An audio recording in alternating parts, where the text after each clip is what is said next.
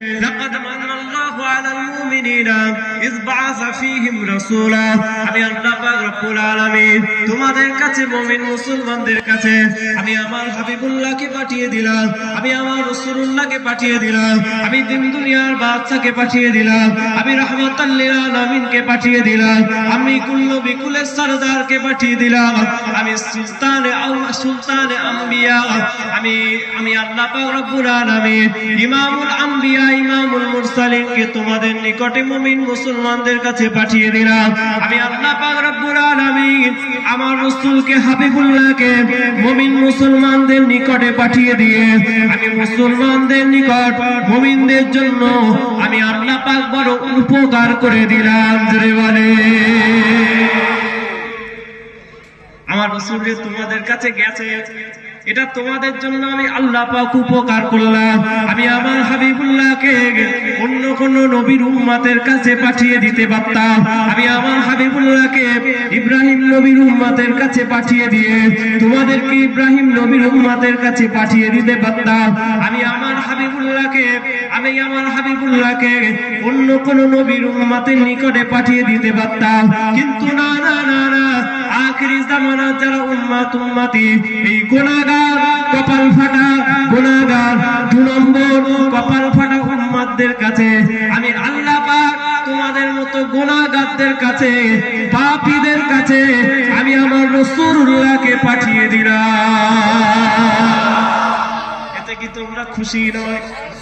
এতে কি তোমরা খুশি নয় যে তোমাদের মতো গুনাহগার যারা নামাজ পড়তে পারো না, যারা ঠিক করে রোজা রাখতে পারো না, যারা ঠিক করে আল্লাহর কাছে কাঁদতে পারো না, দুনিয়ার যত 2 নম্বরই তোমাদের মধ্যে আছে, তোমাদের মধ্যে বড় বড় চোর আছে, তোমাদের মধ্যে বড় বড় ডাকাত আছে, তোমাদের মধ্যে বড় বড় বাটপার আছে, তোমাদের মধ্যে বড় বড় ঘুষখোর আছে, তোমাদের মধ্যে বড় বড় সুদখোর আছে, তারপরে তো আমি আল্লাহ পাক তোমাদের কাছে আমার রাসূলকে পাঠিয়ে দিলাম। এতে কি তোমরা খুশি নয়? আমাদের মতো গুনাহগার যে উম্মতকে আল্লাহ পাক শ্রেষ্ঠতম উম্মত বানিয়েছেন, যাদের কথা ছিল সারা পৃথিবীর সমস্ত মানুষকে দিক নির্দেশনা দেওয়া, আল্লাহ পাক রব্বুল আলামিন কোরআন শরীফের মধ্যে জানিয়ে দিলেন লাকাদ কানা লাকুম ফি রাসূলিল্লাহি উসওয়াতুন হাসানাহ। আমি আল্লাহ পাক রব্বুল আলামিন আমার রাসূলুল্লাহর মধ্যে উত্তম চরিত্র নিহিত করে রাখলাম। ও দুনিয়ার মুসলমানেরা, আমরা এত বড় কপাল ফাটা মুসলমান হয়েছি, আমার রাসূলুল্লাহর উত্তম চরিত্রগুলো যদি আমরা আমাদের নিজেদের মধ্যে ধারণ করতে পারতাম তাহলে সারা পৃথিবীটা পরিচালনা করত মুসলমানেরা, সারা পৃথিবীটা দিক নির্দেশনা দিত মুসলমানেরা।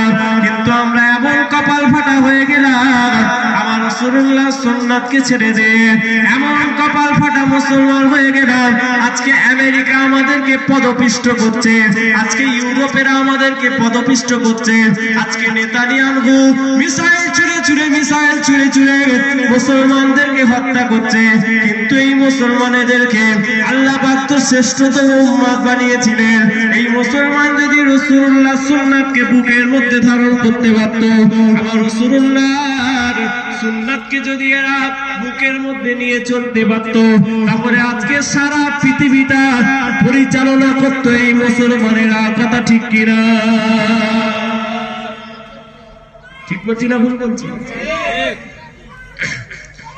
দুনিয়ার মানুষ আপনারা আমার দিকে আঙুল তুলতে পারে, কারণ আমরা হয়ে গেছি চোর, ডাকাত, মাস্তান, বাটপার, চিটিংবাজ। দুনিয়ার মানুষ আপনার আমার দিকে আগুন তুলতে পারে, জীবনে কোনোদিন তো আমার রাসূলুল্লাহ দিকে কোনো মনীষী আগুন তুলে কথা বলে না।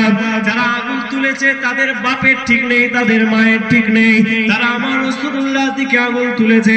দুনিয়ার কোনো মনীষী তো আমার রাসূলুল্লাহ দিকে আগুন তোলে না। মাইকেল এইছা তার কিতাবের মধ্যে সর্বপ্রথম 100 জনের জীবনের মধ্যে সর্বপ্রথম আমার রাসূলুল্লাহকে জায়গা দিয়েছে।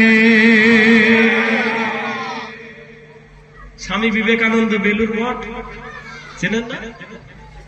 Mahatma Gandhi young India magazine জিজ্ঞাসা করলো, ও মহাত্মা গান্ধী, মোহনদাস করমচাঁদ গান্ধী, আপনি বলেন মুসলমানদের নবী মুহাম্মদ সাল্লাল্লাহু আলাইহি ওয়াসাল্লাম সম্পর্কে আপনার কি অভিমত? মহাত্মা গান্ধী বলছেন মুসলমানদের নবী মুহাম্মদ সাল্লাল্লাহু আলাইহি ওয়াসাল্লাম তার একটা জীবনী আমি পড়ে শেষ করলাম, প্রথম খণ্ড পড়ে শেষ করার পরে আমি দ্বিতীয় খণ্ডটা আমি পড়ে শেষ করলাম। পড়ে শেষ করার পরে আমি মহাত্মা গান্ধী, আমার মনে হচ্ছিল যদি এইরকম খণ্ডর পর খণ্ড জীবনী থাকে আমি আমার মুহাম্মদ রাসূলুল্লাহর জীবনী পড়তেই থাকি। বলুন না সুবহানাল্লাহ। এইরকম ব্যক্তিত্ব যদি আজকে দুনিয়াতে একটা থাকতো তাহলে সারা পৃথিবী থেকে হিংসা মুক্ত হয়ে যেত, শান্তির বাতাবরণ তৈরি হয়ে যেত। জোরে বলেন সুবহানাল্লাহ। স্বামী বিবেকানন্দ সকালবেলা দাঁড়িয়ে আছে, কিছু বাচ্চা বাচ্চা ছেলে যারা আমাদের মুক্তবে পড়াশোনা করে, কোরআন শরীফ শিখতে যায়, মুক্তবের বাচ্চা বাচ্চা ছেলেগুলো স্বামী বিবেকানন্দ সামনে দিয়ে বুকের মধ্যে কোরআন শরীফ গুলো নিয়ে সুন্দর পাঞ্জাবি পরে টুপি পরে যাচ্ছে হেঁটে হেঁটে। স্বামী বিবেকানন্দ ডাকলো, এই বৎস এদিকে এসো। বাহ, তোমাদের মাথার টুপিটা তো খুব সুন্দর, তোমাদের শরীরের পাঞ্জাবিটা তো খুব সুন্দর, তোমাদের বুকের কিতাবটা নেয়ার ধরনটা, স্টাইলটা তো বেশ সুন্দর, তোমাদেরকে দেখে মনে হচ্ছে তোমরা আখেরি নবী মুহাম্মদ রাসূলুল্লাহর শিষ্য। কে বলছে? আজকে সব বজরং দল, আরএসএস মুসলমানদের সাথে হিন্দুদের সবসময় লাগিয়ে দেওয়ার চেষ্টা করছে। চেষ্টা করলে কি হবে? তাদের পূর্বপুরুষরা কি বলে গেছে দেখেন। স্বামী বিবেকানন্দের কথা ফেলে দিতে পারবে? মাদ্রাসার মুক্তবের বাচ্চা বাচ্চা শিশুগুলোকে স্বামী বিবেকানন্দ বলছে, হে বৎস, তোমাদেরকে দেখে মনে হচ্ছে তোমরা মুহাম্মদ রাসূলুল্লাহর শিষ্য। তোমাদের টুপিটা যেমন সুন্দর, তোমাদের পাঞ্জাবিটা যেমন সুন্দর, তোমাদের জুব্বাটা যেমন সুন্দর, তোমাদের কিতাবটা যেমন সুন্দর, সেই রকম যদি তোমাদের দিলটা, তোমাদের অন্তরটা, তোমাদের কলবটা, তোমাদের মনটা যদি সেই রকম সুন্দর হয় তাহলে জেনে রেখে দিও তোমরা সত্যিকারের মুহাম্মদ রাসূলুল্লাহর শিষ্য।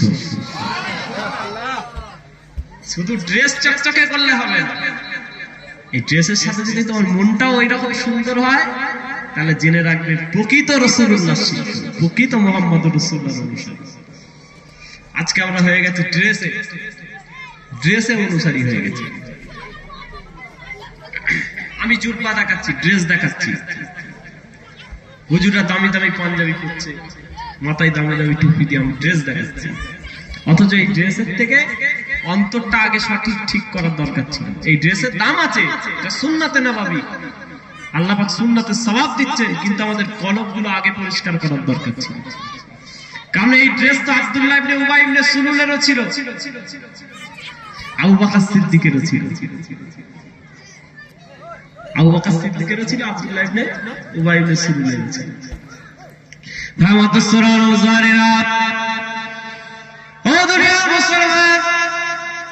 শুধু ড্রেসে মুমিন মুসলমান হলে হবে না, অন্তরটাকে, কলবটাকে পরিবর্তন করতে হবে, আমার রাসূলুল্লাহর দিকে রুজু করতে হবে।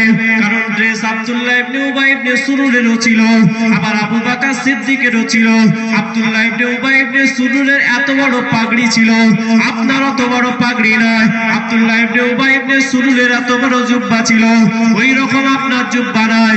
আব্দুল্লাহ ইবনে উবাই ইবনে সুলুলের এত বড় তাসবিহ ছিল, ওই রকম তাসবিহ আপনার নয়। এদিকে আব্দুল্লাহ ইবনে উবাই ইবনে সুলুলের শরীরে জুব্বা, আবু বকর সিদ্দিকের শরীরে জুব্বা, আব্দুল্লাহ ইবনে উবাই ইবনে সুলুলের মাথায় টুপি, আবু বকর সিদ্দিকেরও মাথায় টুপি, আব্দুল্লাহ ইবনে উবাই ইবনে সুলুলের হাতের মধ্যে তাসবিহ, আবু বকর সিদ্দিকেরও হাতের মধ্যে তাসবিহ। আব্দুল্লাহ ইবনে উবাই ইবনে সুলুল রাসূলুল্লাহর জলসার মাহফিলে আবু বকর সিদ্দিক রাসূলুল্লাহর সামনে বসে বসে ওয়াজ শুনেন। আব্দুল্লাহ ইবনে উবাই ইবনে সুলুল রাসূলুল্লাহর সাথে যুদ্ধের ময়দানে, আবু বকর সিদ্দিক রাসূলুল্লাহর সাথে যুদ্ধের ময়দানে। কিন্তু এদিকে দেখেন আব্দুল্লাহ ইবনে উবাই ইবনে সুলুল হয়ে গেল মুনাফিকদের সরদার, আর আবু বকর সিদ্দিক হয়ে গেল মুমিন মুসলমানদের সরদার। একই রকম পাঞ্জাবি, একই রকম জুব্বা, একই রকম টুপি, একই রকম তাসবিহ, নবীর সামনে বসে ওয়াজ শুনছে। আব্দুল্লাহ ইবনে উবাই ইবনে সুলুলকে বলে